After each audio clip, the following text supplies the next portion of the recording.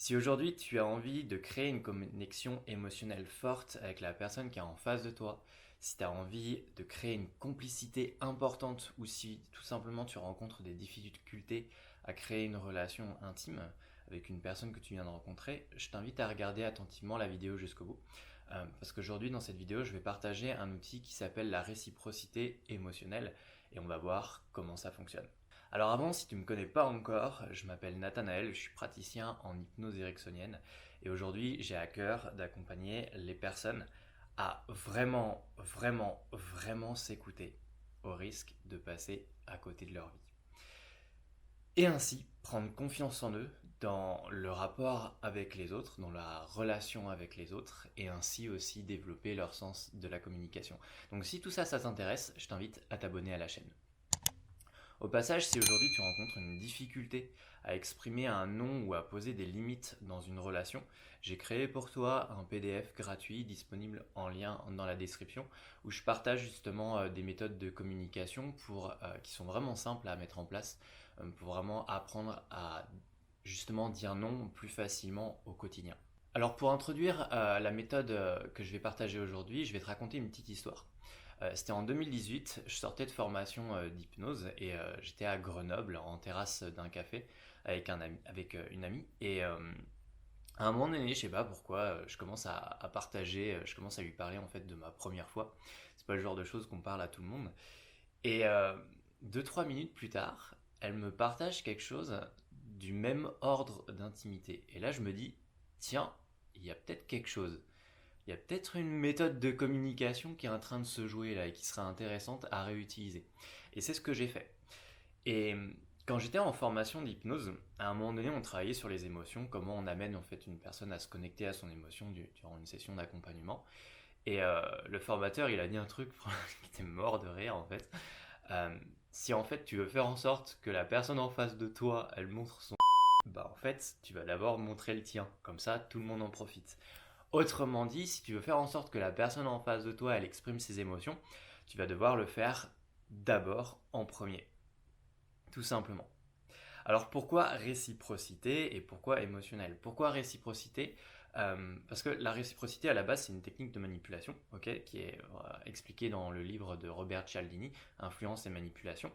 Réciprocité, pourquoi? Parce que si je veux faire en sorte que tu m'offres quelque chose, je vais d'abord t'offrir quelque chose. Si je veux faire en sorte que tu m'aides en retour, je vais d'abord t'aider, etc., etc. La réciprocité, c'est ça. Émotionnel, pourquoi?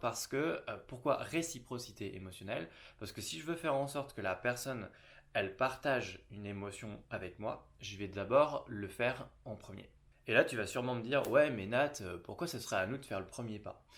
Tout simplement parce que déjà, un, tu connais cette méthode-là, et de deux, bah, tu es en train de regarder cette vidéo, donc forcément, si tu veux t'impliquer et impacter la relation dans laquelle tu es en ce moment, bah, ça va être intéressant de justement prendre les choses en main.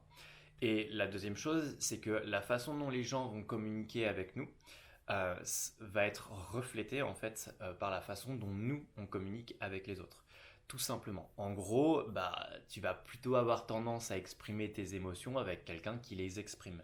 Ou, je te prends un autre exemple, mais si tu es face à quelqu'un qui passe son temps à te juger, qu'est-ce que tu as envie de faire? Bah en fait, tu vas te mettre à juger la personne. Si tu es en face de quelqu'un qui a tendance à t'accepter tel que tu es, tu vas avoir tendance aussi à l'accepter tel qu'elle est, etc., etc. Donc si on veut faire en sorte que la personne euh, exprime ses émotions avec nous, on va d'abord le faire en premier. Et là, tu vas sûrement te dire, oui, mais Nat, en fait, je suis un peu flippé et j'ai peur d'exprimer mes émotions parce que j'ai peur que la personne me juge. Ça tombe bien, j'ai fait une vidéo exprès pour ça, où justement je te partage une méthode toute simple, tu auras juste à cliquer juste sur la petite fiche qui s'affichera là, où je t'explique une méthode vraiment simple à mettre en place pour que justement tu puisses exprimer tes émotions facilement et même si tu as peur du jugement de l'autre. Alors la réciprocité émotionnelle, si tu vas la couple avec une escalade d'engagement, qui est encore une fois une technique de manipulation, et là tu vas te dire ouais mais ça veut dire que Nat on va manipuler l'autre. Euh, Plus ou moins. Et il faut savoir un truc, c'est que dans le terme manipulation, c'est pas péjoratif. Je sais qu'il y a manipulation malsaine et qu'il y a manipulation bienveillante. Et là, l'idée, c'est manipulation bienveillante, parce que de toute façon, vous allez aussi vous auto-manipuler en quelque sorte dans la relation.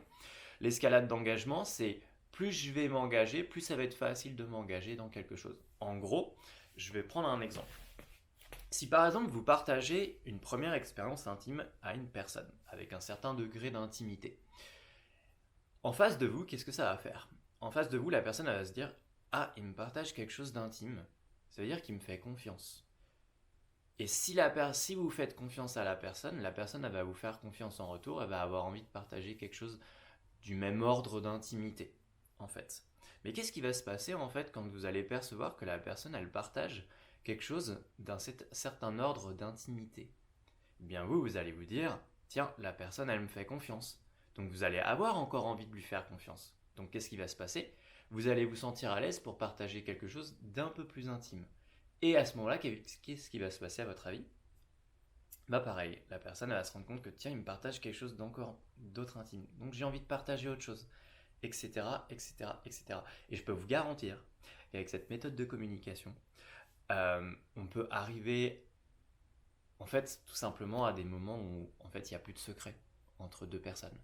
Et je peux vous assurer un truc, c'est que pour l'avoir vécu, c'est très très très très fort. Pourquoi? Parce que quand vous allez être amené à faire ce genre de démarche, euh, vous allez commencer en fin de compte à accepter toutes vos parties de vous-même. Pourquoi? Parce que vous allez partager des choses que parfois vous n'avez pas l'habitude de partager ou vous n'osez pas forcément partager. Et si vous voyez qu'en face de vous, la personne, elle l'accueille totalement, elle l'accepte, vous allez commencer aussi à accepter ses parts de vous, etc., etc. Et en fait, ça va le faire un peu en ping-pong, en quelque sorte. Donc c'est une méthode qui est vraiment, vraiment très, très, très efficace. Je peux vous garantir que euh, j'ai déjà pécho plusieurs fois en fait en partageant des choses où franchement j'étais pas très fier de partager. Mais en fait ça met en confiance et surtout ça vous met en confiance et à l'aise avec l'autre personne. Ensuite de ça, ce qui va se passer, c'est que quand vous allez exprimer vos émotions, vous allez renforcer le rapport. Ce que j'entends par le rapport, c'est le lien et la relation que vous avez avec la personne en face de vous. Et vous allez aussi améliorer la complicité que vous avez avec la personne. Bah oui, parce que vous allez partager des choses qui vont être de plus en plus intimes. Donc forcément, vous allez vous sentir à l'aise avec la personne. Et c'est une super méthode de communication. Pourquoi? Parce qu'à partir de ce moment-là, vous allez vraiment pouvoir avoir des impacts très très forts dans vos relations. Et vous allez aussi pouvoir amener l'autre à avoir un impact sur vous. Et là, vos relations, elles vont passer à autre chose. Ce sera plus des relations toutes plates, ennuyeuses, enfin, que sais-je. Donc, autorisez-vous à être vous-même et à exprimer vos émotions dans une relation et vous amènerez la personne en face de vous à le faire aussi. Voilà, j'invente rien, c'est une méthode qui existe déjà, hein, que la plupart des gens, beaucoup de personnes utilisent déjà de façon naturelle, on va dire, naturellement. Si aujourd'hui tu as déjà vécu quelque chose, une expérience qui est similaire à ce que je raconte, je t'invite à le partager en commentaire et pouvoir échanger sur le sujet, je serais vraiment très curieux de le faire.